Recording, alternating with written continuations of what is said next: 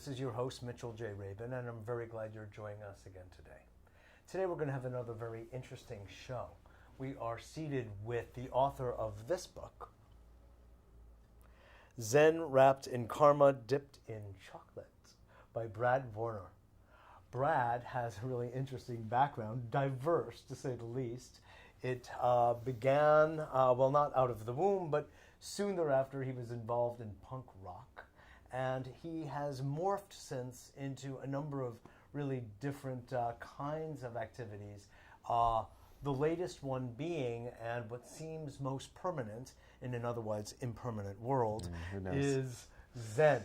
As a Zen student to start with, and now actually as a teacher, and travels around to different Zen temples and centers across the United States, speaking about his practice, speaking about his books, and sharing his knowing with the people at these places. So thank you so much for being on the show.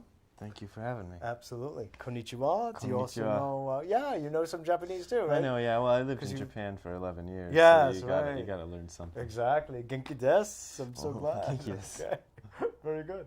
So what is it that first brought you, magnetized you into Zen from the life that you had been living as, shall I say, a punk rocker? Right.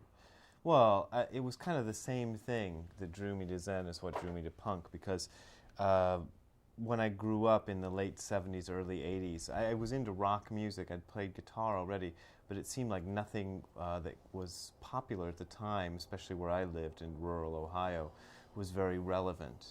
It was all kind of fake and plastic and top 40 and just didn't mean anything to me. Mm-hmm. So I was looking for something relevant, and when I came across the punk rock scene, it seemed like these were people who were trying to actually say something and make a statement. There are different flavors of punk rock, you know, and some people kind of associate punk rock with just drugged out, you know, weirdos with spiky hair. The other side of that's been my general impression. Yeah. The other side of it, though, is these kind of very committed, socially aware, very politically active. Yeah, there's definitely been a social and political message in lots of it.